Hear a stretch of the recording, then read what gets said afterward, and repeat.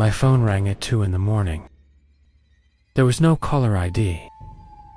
The moment I answered, a child's voice whispered, "Satoru-kun is here, right behind you." The problem was, I was completely alone.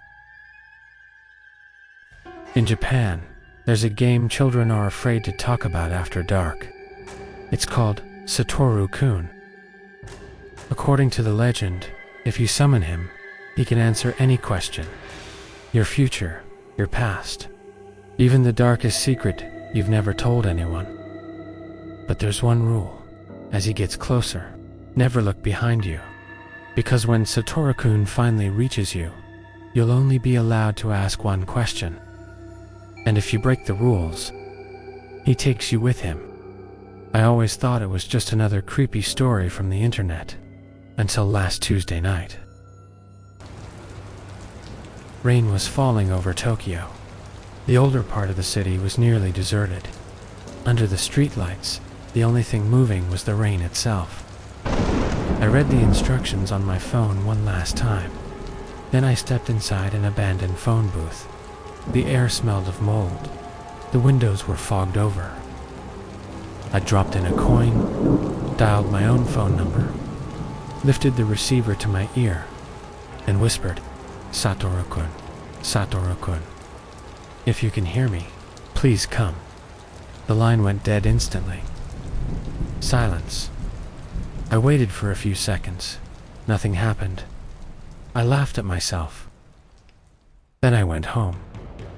By the time I got into bed, I had already forgotten about it. Or at least, I thought I had.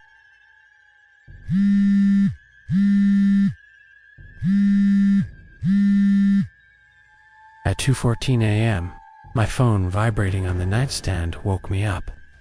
The screen was the only source of light in the room. Unknown number. I rubbed my eyes and stared at it. Something told me not to answer.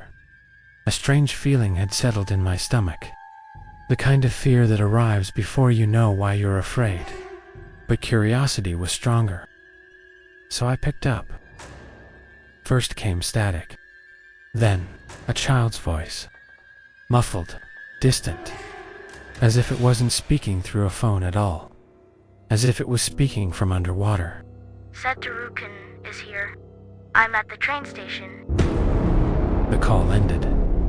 Suddenly, the silence in the room felt heavier. The station was only 10 minutes away by car. Coincidence, I told myself. I lay back down, but I couldn't sleep anymore.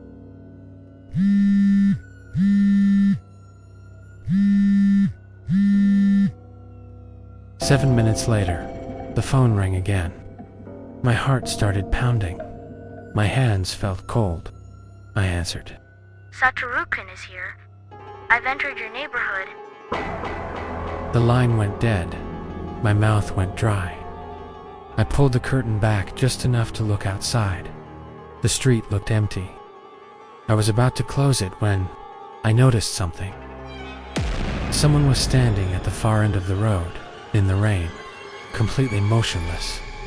Long black hair covered their face. They looked like a child.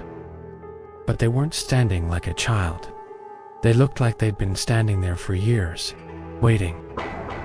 I slammed the curtain shut. For the first time that night, I was genuinely afraid. The phone rang a third time. I answered with a trembling hand. "Satoru-kun is here.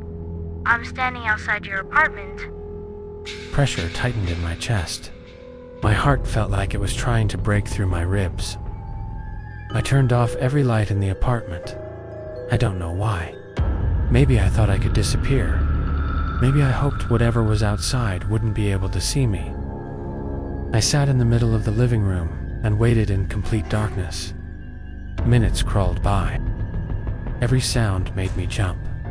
The refrigerator, the pipes, the rain, the wind. Then, a faint creak came from the hallway. I froze, because the sound had come from inside the apartment.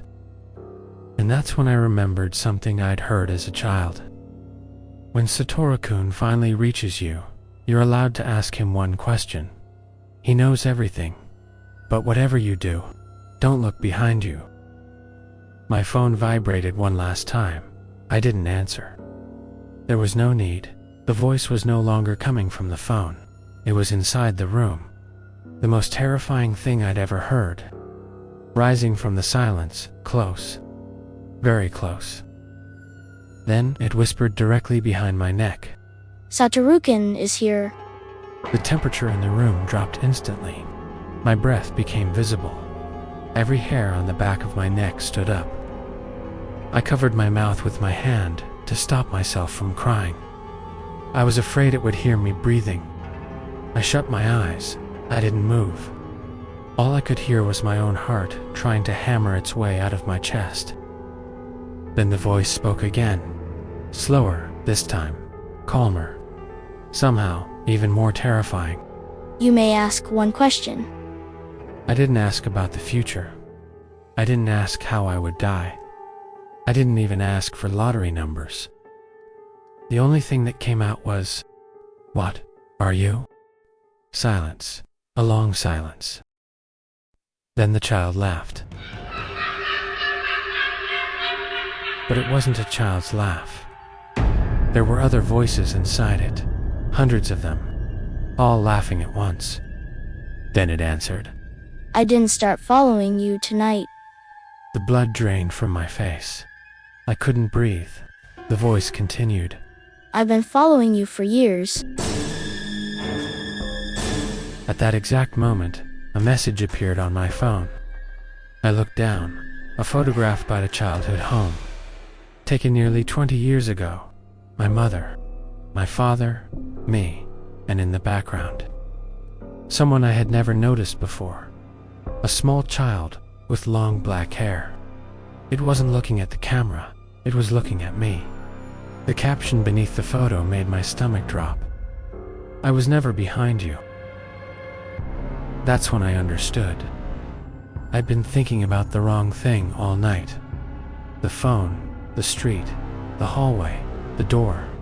None of it mattered, because I had never actually confirmed that the voice was behind me. I'd only assumed it was. Then the final message arrived. Just one sentence. You don't need to look behind you. I frowned. I didn't understand what it meant. Then I noticed a reflection in the glass of the door across the room. First, I saw myself the couch, the dark room, and then a small silhouette standing directly over my shoulder. My heart nearly stopped. The figure slowly leaned closer. I couldn't make out its face, but somehow I knew it was looking at me. My phone vibrated one last time. I looked down. A new message had appeared. This time, there were only 4 words. Now look behind you. The phone slipped from my hand. And at that exact moment, the thing over my shoulder smiled.